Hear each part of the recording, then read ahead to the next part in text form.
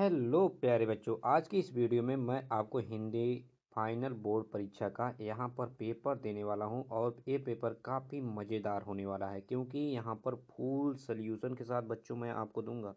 यहाँ पर वीडियो को स्किप मत करिएगा। हर एक आंसर कैसे आपको लिखना है बोर्ड में सारा तरीका बताऊँगा। आपको हर एक पेपर मॉडल पेपर का पूरा आंसर मिलेगा। अगर आप इस पेपर को रिपीट कर लेते हैं तो आपका चांस काफ़ी अच्छा कवर हो जाएगा और आपका पेपर कवर हो जाएगा। आप काफ़ी अच्छा अंक स्कोर कर पाओगे क्योंकि यहाँ पर हिंदी का पेपर अगर अच्छा चला जाता है तो यहाँ पर सभी फर्स्ट इम्प्रेशन एंड लास्ट हो जाता है। तो समझ जाओ, फर्स्ट पेपर जब अच्छा जाता है तो लास्ट वाला पेपर काफ़ी मज़ेदार जाता है। तो इसलिए बच्चों कि आप लोग इस वीडियो को अंत तक देखिएगा, काफ़ी अच्छे से देखिएगा, ध्यान पूर्वक देखिएगा। अब यहाँ पर हम स्टार्ट करेंगे और हम पहला क्वेश्चन यहाँ पर हमारा स्टार्ट हो जाता है। ये देखिए 2026 का ये मॉडल पेपर है। इस मॉडल पेपर को आपको करना है। यहाँ पर 3 घंटे आपको दिए जाएंगे इस पेपर को करने के लिए और काफ़ी अच्छे से आप लोग यहाँ पर टाइम को मैनेज करिएगा बच्चों, ठीक है। और ये पेपर आपका कितने का रहेगा बच्चों? 70 नंबर का रहेगा। अब यहाँ पर क्वेश्चन हमारा आ जाता है बच्चों। पहला हमारा क्वेश्चन यहाँ पर दे दिया गया है। अब सबसे पहले यहाँ पर खंड आ वाले सभी क्वेश्चन जितने हैं आ जाएंगे और ये काफ़ी अच्छे हैं। अब यहाँ पर देखिए दूसरा सप्तक प्रकाशित हुआ, तो यहाँ पर दूसरा सप्तक जब प्रकाशित हुआ तो वो कौन सा सन था? 1951 में बच्चों। ये सभी क्वेश्चन बहुत इंपॉर्टेंट है बच्चों क्योंकि आप अगर प्रीवियस ईयर का पेपर रिपीट कर लेते हो तो आधा यहाँ से ही बन जाता है पेपर, ठीक है। तो यहाँ पर देखिए सुमित्रानंद पंत की रचना है। यहाँ पर बताइए आप कौन सा होगा? क्या होगा बच्चों? बी, राइट, आपने सही। यहाँ पर बी होगा, पल्लव, ठीक है। अब यहाँ पर बच्चों देखिए हमारा प्रश्न नंबर 3, छायावाद के मुख्य विशेषता क्या है? छायावाद की मुख्य विशेषता क्या है? तो यहाँ पर बच्चों हो जाएगा हमारा, क्या हो जाएगा? छायावाद का मुख्य विशेषता हमारा होना चाहिए प्रकृति का मानवीकरण। ये हमारा मुख्य विशेषता है बच्चों। हमारा ए वाला क्वेश्चन क्या होगा? सही होगा। अब यहाँ पर देखेंगे बच्चों कि हमारा आगे की तरफ बढ़ते हुए देखेंगे कि यहाँ पर बच्चों हमारा हो जाएगा कि मैथिली चरण गुप्त, मैथिली शरण गुप्त का क्या हो जाएगा यहाँ पर? मैथिली शरण, चरण नहीं शरण गुप्त किस युग से संबंधित हैं? अगर यहाँ पर मैथिली चरण पे आओगे तो द्विवेदी युग हो जाएगा। मैथिली शरण है इसलिए कौन से युग के हैं? छायावादी युग के हैं, ठीक है बच्चों। केशव को कठिन काव्य का प्रेत किसने कहा है? केशव को कठिन काव्य का प्रेत किसने कहा है? रामचंद्र शुक्ल जी ने कहा है। रामचंद्र शुक्ल जी ने केशव को कठिन काव्य का प्रेत कहा है। अब चलिए बच्चों आगे की तरफ देखते हैं, काफ़ी मज़ेदार हमारा क्वेश्चन होने वाला है। अब यहाँ पर देखिए क्वेश्चन नंबर 6वां बच्चों, अजात शत्रु नाटक के नाटककार हैं तो कौन है? तो यहाँ पर बच्चों याद रखिएगा जयशंकर प्रसाद जी हैं। जयशंकर प्रसाद जी हैं। ये क्वेश्चन आपका हर एक क्वेश्चन एक एक नंबर का रहेगा, बहुविकल्पी। यहाँ पर आप लोग काफ़ी ध्यान दीजिएगा। अब यहाँ पर दिया गया बच्चों ईलाचंद्र जोशी की कहानी का विषय है। ईलाचंद्र जोशी के कहानी का विषय मनोविज्ञान है बच्चों। कौन सा है? मनोविज्ञान बच्चों। काफ़ी अच्छे से ध्यान दीजिएगा बच्चों। अब यहाँ पर क्वेश्चन नंबर 8, ये सभी क्वेश्चन आप लोग अच्छे से रिपीट कर लीजिएगा, बार बार वीडियो को वॉच करिएगा, जिससे जितनी बार वीडियो को वॉच करेंगे उतना आपका रिवाइज हो जाएगा। मॉडल पेपर बहुत इम्पोर्टेंट है, ठीक है। ये मत सोचना कि मॉडल पेपर मैं नहीं रटूंगा तो यहाँ पर काम होगा ही नहीं। मॉडल पेपर आपके लिए बहुत इम्पोर्टेंट रोल अदा करेगा बच्चों, तो मॉडल पेपर को भूलिएगा भी मत। अब यहाँ पर दे दिया गया है सन 1018 से 1936 तक का समय कहलाता है बच्चों। यहाँ पर देखो इसमें से सभी, यहाँ पर इसमें सब युग आ जाते हैं। प्रेमचंद्र युग, शुक्ल युग, प्रसाद युग, उपर्युक्त में से सभी वाला आंसर हमारा क्या हो जाएगा बच्चों? सही हो जाएगा। इसका मतलब सभी सही है तो इसका मतलब हर पे टिक मत मार देना, ठीक है। उपर्युक्त में सभी पर सिर्फ गोला लगाना, ठीक है, सब पर मत लगा देना। अब यहाँ पर देखिए मिलान हमें करना है बच्चों, काफ़ी अच्छे से मिलान यहाँ पर करना है और देखना है कि हमारा कौन वाला सही होगा। तो यहाँ पर हमारा पहला का कौन हो जाएगा बच्चों, यहाँ पर देखेंगे पहला का मैला आंचल। मैला आंचल किसका है बच्चों, तो यहाँ पर मैला आंचल जो है आपके प्रेमचंद्र का है बच्चों। किसका है, प्रेमचंद्र का, ठीक है, प्रेमचंद्र का।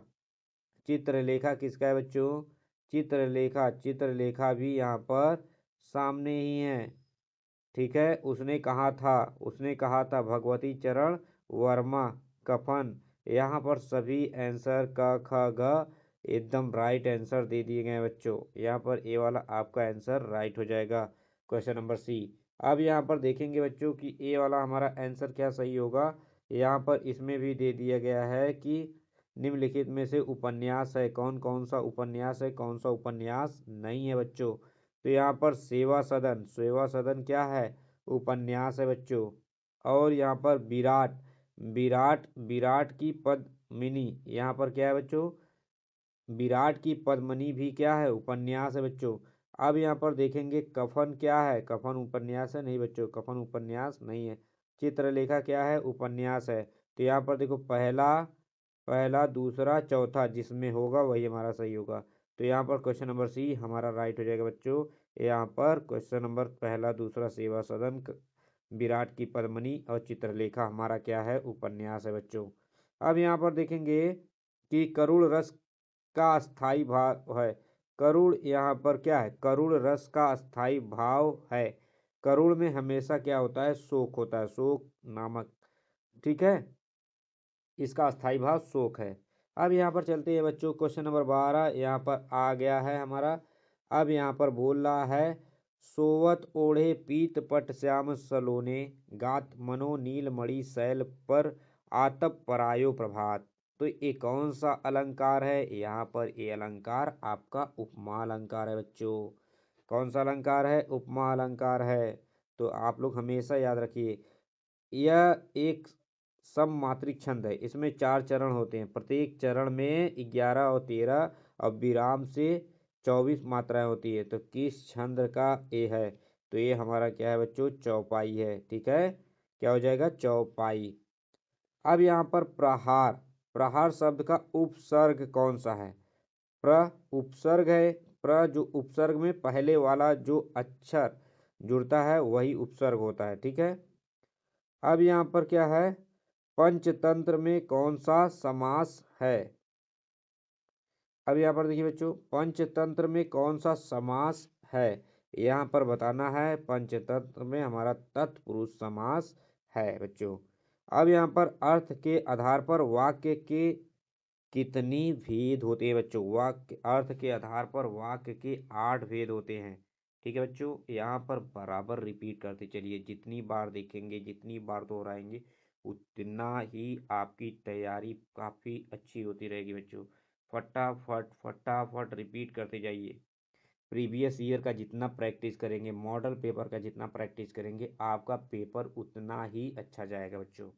अब यहाँ पर देखिए, आंसू का तत्सम रूप है, आंसू का तत्सम रूप क्या होगा बच्चों, यहाँ पर आंसू का तत्सम रूप अंशु होगा, ठीक है, आंसू का तत्सम रूप अंशु होगा। तो यहाँ पर अंशु हमारा क्या हो जाएगा, राइट हो जाएगा बच्चों, ए वाला राइट हो जाएगा। अब यहाँ पर देखेंगे बच्चों, यहाँ पर दिया गया है कि हमारा कर्मवाच्य में प्रधानता होती है। कर्मवाच्य की सिर्फ कर्म की प्रधानता होगी और किसी चीज़ का नहीं होगा बच्चों। अब यहाँ पर दिया गया है ताभ्य शब्द में वचन और विभक्ति बताइए। यहाँ पर ताभ्य शब्द में षष्ठी विभक्ति और एक वचन है, ठीक है बच्चों। अब यहाँ पर क्वेश्चन नंबर 20 हमारा दे दिया गया है कि निम्नलिखित शब्दों में सर्वनाम है। तो यहाँ पर हमें सर्वनाम बताना है, तो निम्नलिखित शब्दों में कोई भी सर्वनाम इसमें नहीं है बच्चों, ठीक है, कोई भी इसमें सर्वनाम नहीं है, ठीक है, कोई। तो यहाँ पर ये क्या है, सर्वनाम है, कोई शब्द क्या है, एक सर्वनाम है, ठीक है बच्चों। अब यहाँ पर हम लोग आगे की तरफ बढ़ेंगे और देखेंगे। तो यहाँ पर दिया गया है बच्चों गद्यांश, यहाँ पर उपर्युक्त में हमें क्या लिखना है बच्चों? गद्यांश लिखिए। यहाँ पर काफी अच्छे से हम लोगों को गद्यांश प्रस्तुत करना है और लेखक के भारतीय संस्कृति को अनेक समूह क्यों क्यों कहा। तो यहाँ पर रेखांकित अंश की हमें व्याख्या भी करना है। तो आप लोग यहाँ पर कैसे करेंगे? तो यहाँ पर लिखने से पहले आपको कैसे लिखना होगा? सबसे पहले उपर्युक्त गद्यांश का संदर्भ कैसे लिखोगे? आप यहाँ पर लिखोगे जब, यहाँ पर देखो, पहले इन्हें हम पढ़ लेंगे, इससे पता लग जाएगा कि हमारा किस चैप्टर से आया हुआ है। आपको ये ध्यान देना पड़ेगा, ठीक है। तो यहाँ पर भिन्न भिन्न धर्मों को मानने वाले दुनिया के सभी देश में बसे हुए हैं, यहाँ भी थोड़ी थोड़ी संख्या में पाए जाते हैं। जिस तरह यह यहाँ की बोलियाँ, इस तरह से आप लोग पूरा पढ़ लीजिएगा। मैं बता देता हूँ आपको यह किस पाठ से आया है। यह प्रस्तुत गद्यांश हिंदी साहित्य के प्रसिद्ध लेखक जवाहरलाल नेहरू द्वारा लिखित निबंध भारत एक खोज से लिया गया है। इसके गद्यांश में लेखक ने भारत की विविधता में एकता तथा भारतीय संस्कृति की व्यापकता का वर्णन किया है। संदर्भ में लिख दोगे, ठीक है। अब यहाँ पर लेखक ने भारतीय संस्कृति को अनेक देशों में समूह क्यों कहा? तो यहाँ पर देखिए उत्तर क्या लिखेंगे। लेखक ने भारतीय संस्कृति को अनेक देशों को समूह इसलिए कहा क्योंकि भारत में विभिन्नता, विभिन्न जातियाँ, विभिन्न भाषाएं, धर्म, रीति रिवाज और संस्कृतियाँ पाई जाती हैं। यहाँ अलग अलग सभ्यता के लोग रहते हैं। प्रत्येक क्षेत्र की अपनी विशेषता है, फिर भी सब मिलकर एक साझा संस्कृति बनाते हैं। इसी कारण भारत एक होते हुए भी अनेक देशों का समूह प्रतीत होता है। ठीक है बच्चों। अब यहाँ पर हमें रेखांकित अंशों की क्या करना है? व्याख्या करना है। तो यहाँ पर रेखांकित अंशों का अभी अच्छे से व्याख्या करिएगा। यहाँ पर लिखेगा कि भारत को केवल ऊपर से देखने वाले व्यक्ति इसकी गहराई को नहीं समझ सकते। भारत की वास्तविक पहचान उसकी आंतरिक विविधता और संस्कृति समन्वय में छिपी है। जो व्यक्ति भारत को गहराई से समझता है वही इसकी महानता को पहचानता है। ठीक है बच्चों। तो इस तरह से आप लोगों को यहाँ पर आंसर आपका हो जाएगा। तो यहाँ पर देखिए हम हर एक प्रश्न का आपको उत्तर भी बताएंगे इसी में, ठीक है। तो काफ़ी अच्छे से आपको मज़ा आ रहा होगा। अब यहाँ पर देखिए बच्चों, हिंदी में प्रगतिशील साहित्य का निर्माण हो रहा हो, इसके निर्माता यह समझ रहे हैं कि अनेक साहित्य में भविष्य का गौरव निहित है, पर कुछ ही समय के बाद उनका यह साहित्य भी अतीत का स्मारक हो जाएगा और आज जो अरुण। इस तरह से आप इन्हें क्या करिएगा? पढ़ लीजिएगा बच्चों। अब यहाँ पर उपर्युक्त गद्यांश हमने बता दिया है कैसे आपको लिखना है। यहाँ पर काफ़ी अच्छे तरीके से आप गद्यांश को लिख लीजिएगा और यहाँ पर रेखांकित अंशों की क्या करना है? आपको व्याख्या करना है बच्चों। यहाँ पर उपर्युक्त गद्यांश को आपको लिखना है, ठीक है। तो यहाँ पर इस तरह से आप उपर्युक्त गद्यांश का संदर्भ लिख दीजिएगा। अब यहाँ पर प्रस्तुत गद्यांश को यहाँ पर जैसे मैंने ऊपर वाला बताया बच्चों उसी तरह से लिखेगा। रेखांकित अंशों की व्याख्या कर दीजिएगा। केवल वर्तमान का चिंतन नहीं करता बल्कि भविष्य की दिशा भी देता है। सच्चा साहित्य समाज की समस्या उजागर करता है और मनुष्य को बेहतर भविष्य की ओर प्रेरित करता है। तो यहाँ पर इस तरह से आप लोग बता दीजिएगा। प्रगतिशील का क्या अर्थ है? प्रगतिशील का अर्थ समाज को आगे बढ़ाने वाली सोच। इसमें सामाजिक समानता, मानवता, न्याय और बदलाव की भावना शामिल होती है। यह साहित्य शोषण, अंधविश्वास और न्याय का विरोध करता है बच्चों। तो यहाँ पर इस तरह से आप लोग लिख लीजिएगा, ठीक है। तो यहाँ पर काफ़ी अच्छे से आप लोगों का हो जाएगा। और यहाँ पर देखिए हमारा क्या दिया गया है कि यहाँ पर क्वेश्चन नंबर दूसरा जो दिया गया है, इसमें दिया गया है कि मोर पखा सिर ऊपर रखई गुंज की माल गरे गरे पहिरौगी। अब यहाँ पर इसे आप पढ़िएगा और यहाँ पर उपयुक्त पद्यांश का संदर्भ कैसे लिखना है। तो यहाँ पर प्रस्तुत पद्यांश सूरदास द्वारा रचित कृष्ण भक्ति से संबंधित है। इसमें कृष्ण की बाल लीलाओं का सुंदर वर्णन किया गया है। ओढ़ पीताम्बर, लय लकुटी, वंश गोधन, गवारन संग फिरौगी, ठीक है। तो यहाँ पर बताना है और रेखांकित अंशों की क्या व्याख्या करना है। तो यहाँ पर आपको काफ़ी अच्छे से बताना है। रेखांकित अंशों की व्याख्या में क्या कह रहा है। श्री कृष्ण की चंचल और मनमोहक बाल छवि का वर्णन किया है। और कृष्ण के बाल स्वभाव और उनकी शरारतें, यहाँ पर देखो, भाव तो सोही मरो रसबान सो तेरे कहे, इसी को खाली आप इसका उत्तर लिख दीजिएगा। ठीक है, तो बाल स्वभाव उनकी शरारतें सभी को मन मोह लेती है।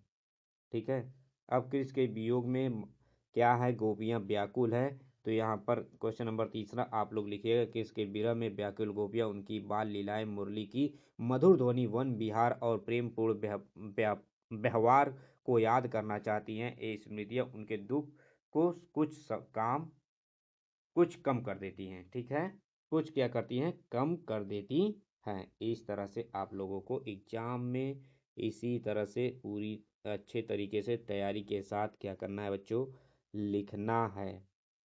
ठीक है, कृष्ण की रेखांकित अंशों को काफ़ी अच्छे से व्याख्या करिएगा। कृष्ण के मुख की मुस्कान, उनकी सुंदर वाणी, बाल सुलभ हरकतें सभी को आनंदित करती है, उनकी लीलाएं मन को मोहित करती है। तो यहाँ पर इस तरह से आप लोग लिखिएगा। अब यहाँ पर दिया गया है अथवा में, तो यहाँ पर देखिए, अथवा यहाँ पर दे दिया गया है प्रश्न नंबर दूसरा का, उधो मोहि ब्रज बिसरित नाही। यहाँ पर ये भी क्या है, सूरदास, भक्ति काल के महान कवि सूरदास द्वारा रचित है। श्री कृष्ण की लीलाओं के बारे में यहाँ पर बता रहा है बच्चों। यहाँ पर क्या है, बताया जा रहा है कि उधो मोहि ब्रज बिसरित नाही, मतलब हे उधो, मेरे 10-20 मन नहीं है। यहाँ पर इस तरह का यहाँ पर वो है, लेकिन हमें ज़्यादा डीप में नहीं जाना है बच्चों, हमें उतना ही व्याख्या करना है जितना हमें दिया गया है प्रश्न में। ज़्यादा व्याख्या करने से हमारा समय बर्बाद होगा, इसलिए आप लोग ध्यान दीजिएगा। ठीक है, तो यहाँ पर बताइएगा कि बाल के सौंदर्य प्रवीण, कृष्ण के मुख की मुस्कान, उनकी मधुर वाणी, गोपी गवाल बाल संग खेलत, सब दिन दिन हसत हसत सिरात, सूरदास धनी धनी ब्रजवासी, जिन्हों हित जदुनाथ। ठीक है, तो यहाँ पर उनकी वाणी, बाल सुलभ हरकतें सभी को आनंदित करती, उनकी लीलाएं मन को क्या करती है, मोहित कर देती है। ठीक है, तो इस तरह से आप लोग लिखिएगा बच्चों। श्री कृष्ण के ब्रज की कौन कौन सी बातें स्मृति नहीं होती है, माखन चोरी करना और गोपियों के संग रास लीला, मुरली की मधुर तान, गायों को चराना, बाल रेखाओं के साथ खेलना। ठीक है, यहाँ पर लिख दीजिएगा। अब यहाँ पर दिया गया है बच्चों कि हमें क्या लिखना पड़ेगा। अब यहाँ पर हम लोग क्या करेंगे, आगे की तरफ देखेंगे, और यहाँ पर हमें इयम नगरी विविध धर्मण धर्मणा संगम स्थली, तो यहाँ पर इन सभी को आप लोग कर लीजिएगा और काफ़ी अच्छे से इन्हें वो कर लीजिएगा। पहले का क्या होगा कि यह नगर अनेक धर्मों का संगम स्थल है। हाँ, अब यहाँ पर इसका क्या होगा, यहाँ महात्मा बुद्ध और तीर्थकर महावीर जैसे महान व्यक्तियों ने उपदेश दिया। यहाँ पर ये देख लीजिएगा, महाकवियों ने क्या किया था, उपदेश दिया। और क्या उपदेश, अनेक देशों के विद्यार्थी यहाँ शिक्षा प्राप्त करने आते थे, और यह नगर कला और शिक्षा का प्रमुख केंद्र बन चुका था।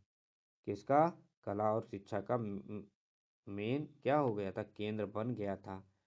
और विश्व को ज्ञान का मार्ग दिखाता है, यह क्या करता है, विश्व को एक ज्ञान का मार्ग दिखाता है। ठीक है बच्चों, यहाँ पर संस्कृत आप लोग अपने से कर लीजिएगा, नहीं आएगा तो कमेंट करिएगा। ठीक है, अब यहाँ पर देखिए, माता माता गुरुतरा भूमे खात पितो चतर था, मन शीघ्रता वातता चिंता बहुतरी तृणात। तो यहाँ पर दिया गया है बच्चों, देखिए, संस्कृत काफ़ी अच्छे से आप लोग करिएगा। ठीक है, माता गुरु से भी श्रेष्ठ होती है और पिता गुरु से भी बढ़कर होता है। मनुष्य को चाहिए कि माता पिता की सेवा, माता गुरु तरा भूमि, यहाँ पर देखिए, हाँ, खात पितो उच्च तरा अस्थता, क्या है, पिता क्या होता है, गुरु से बढ़कर होता है। मना माने मनुष्य, शीघ्रता वाता चिंता चिंता बहादुर त्रिणात। ठीक है, तो यहाँ पर मनुष्य को चाहिए माता पिता की सेवा करनी चाहिए। अब यहाँ पर दिए गए बच्चों, अब्दो दुर्गामी च साक्षर न च पंडिता अमुक स्फुटक स्फुट वक्ता च यो जानाति स पंडिता। मनुष्य को अपने दुर्गुणों को छोड़ देना चाहिए, वह सदा सद्गुणों को अपनाना चाहिए। असत्य और अहंकार से व्यक्ति का पतन हो जाता है बच्चों।